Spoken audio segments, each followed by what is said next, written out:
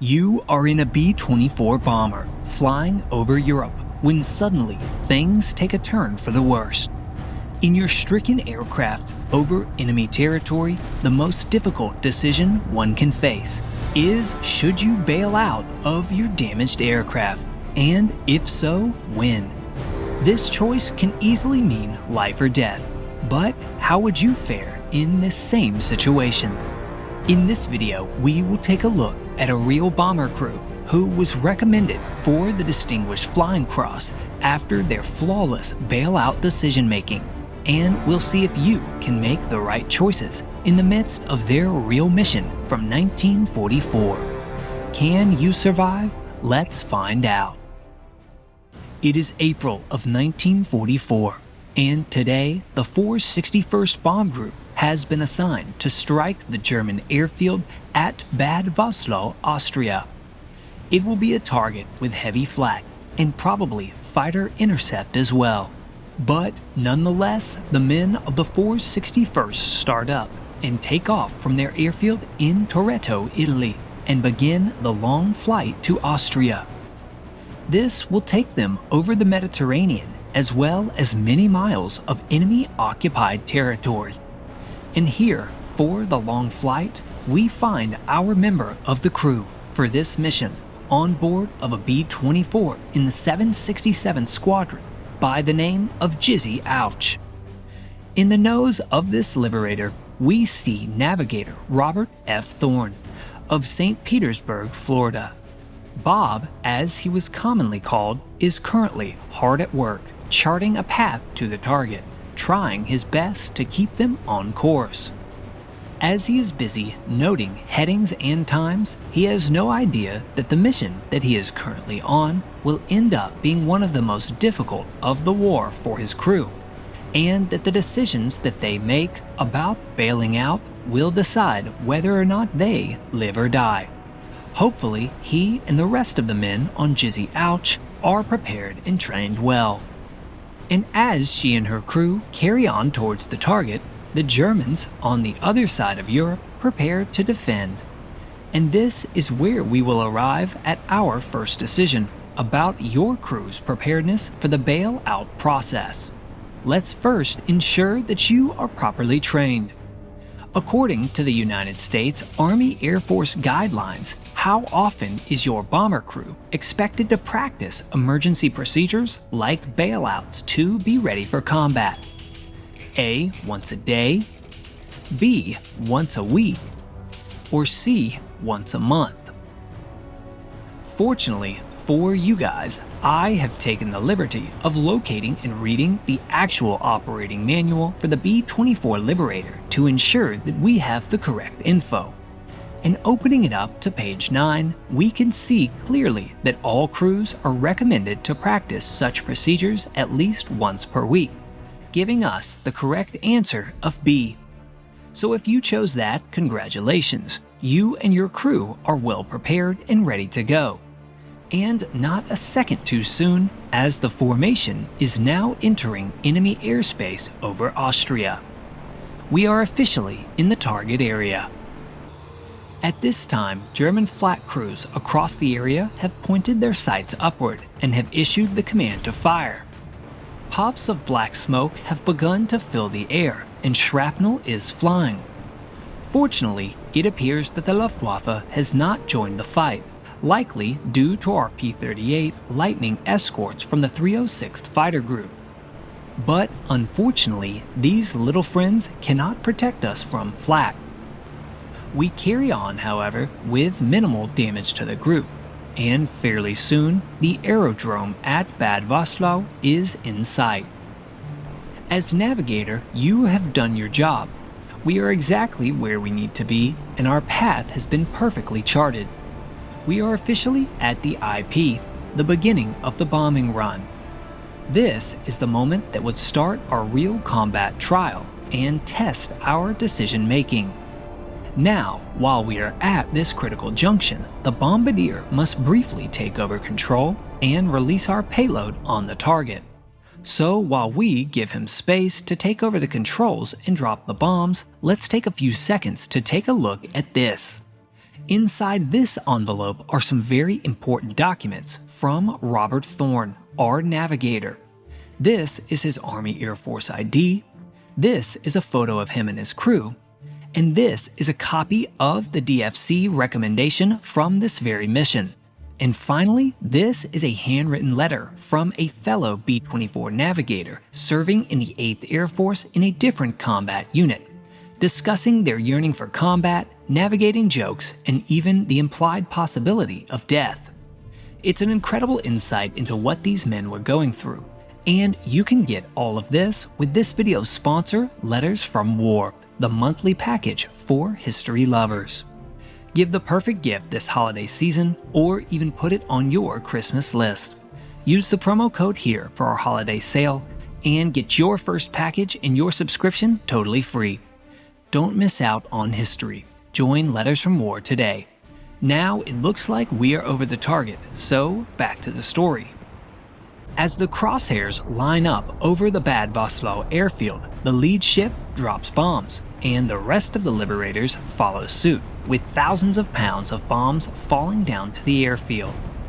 But while the men on Jizzy Ouch were enjoying the sight of a direct hit on their target, the German defenders would also score one of their own.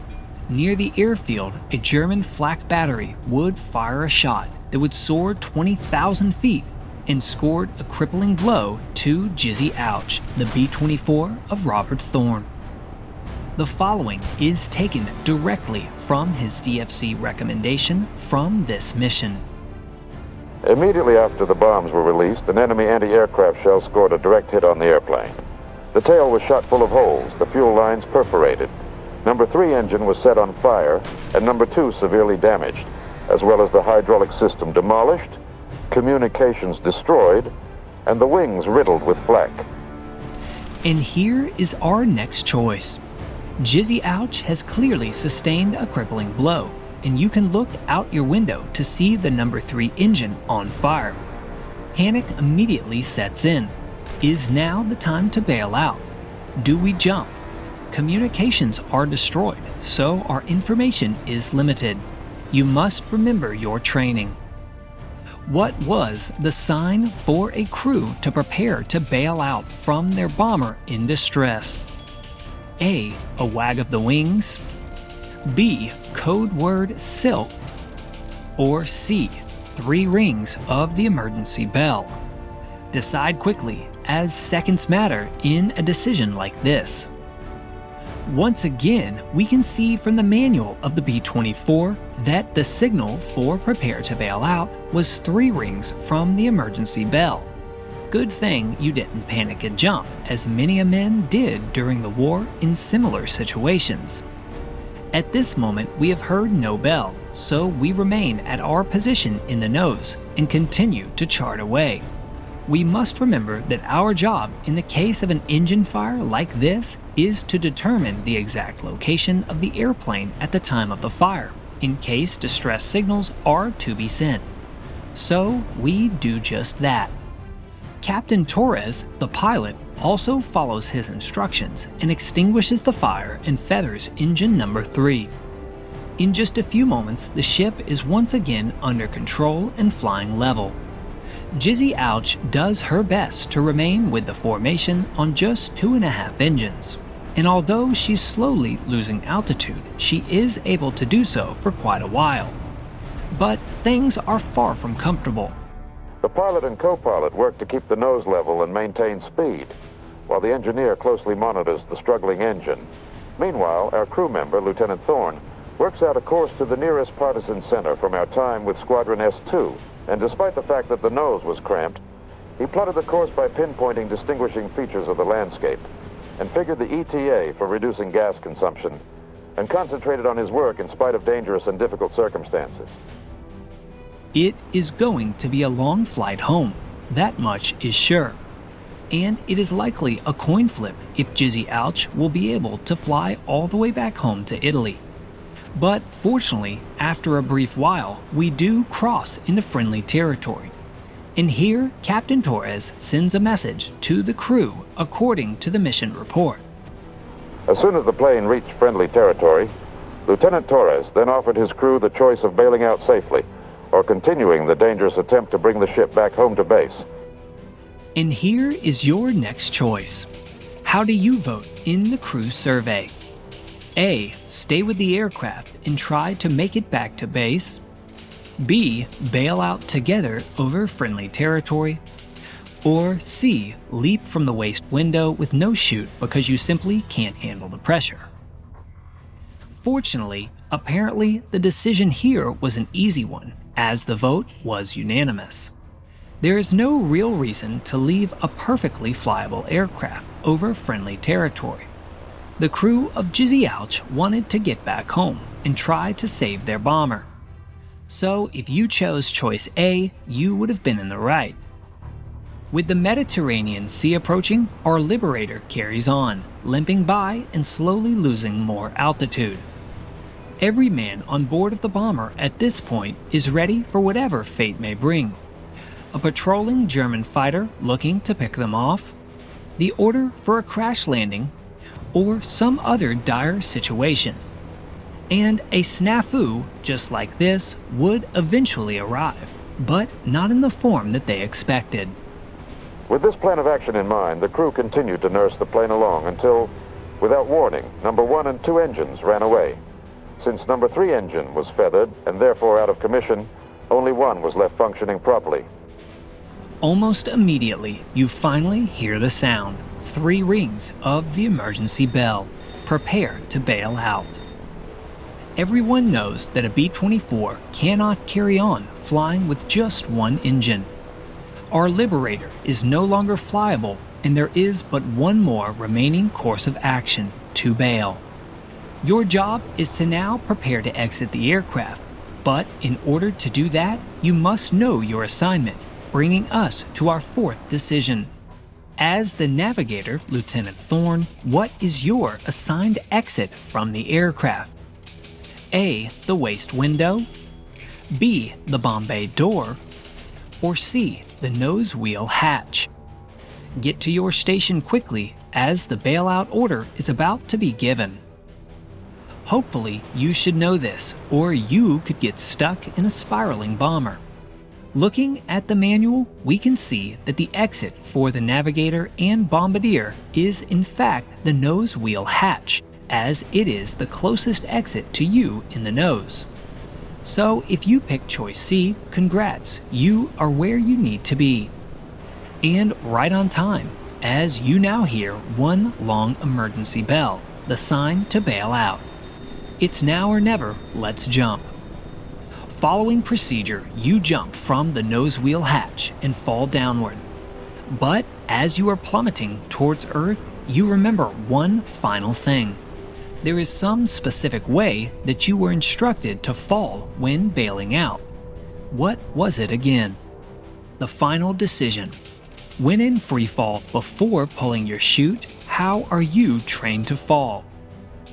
A. Head first, legs together and straight. B. Feet first, legs together and straight. Or C. Horizontal, with legs and arms spread. Time to pull the cord, decide. Contrary to modern-day skydivers, falling flat was not the common tactic, as many chutes for bomber crews were worn on the chest. Thus, the best and instructed method of freefall was interestingly choice A: head first, legs together and straight. Now, although you may not be able to do so in such a calm and collected manner as the crew member pictured in the manual, hopefully you can at least get facing the right direction, because it's time to pull the cord. And just like that, your chute is deployed, and you are floating to Earth as your stricken bomber plummets towards the ground. Fortunately, you see all of the other chutes from your crew as well, as it appears that everyone made it out safely. And that is just the sort of teamwork and execution that can merit a DFC recommendation. Though the ship was losing altitude at the rate of 500 feet per minute, and there was imminent danger of fire, each member of this well-disciplined crew conducted himself in an exemplary manner, coolly moving to their abandoned ship stations and leaving the plane in perfect order, It is felt that the teamwork and courage displayed by this crew in carrying out their heroic decision to bring the crippled ship back merits recognition, and it is therefore repeated that they be favorably considered for the Distinguished Flying Cross. This would be the only B-24 lost on this mission to Austria, with all 10 crew members surviving. Captain Torres did, however, fracture his skull when his chute was blown into a rock, but would survive and was sent back home. The rest of the crew, however, would carry on with their tour, thanks to their knowledge and execution of the bailout process. And the best news of all is that there is still plenty more to this story in December's Letters from War package. Join at the link below and get your first package free and learn history in the best way, with authentic letters, historic documents, and so much more from the men who lived it. Comment how you did and if you survived. Thanks for watching, and I'll see you next time.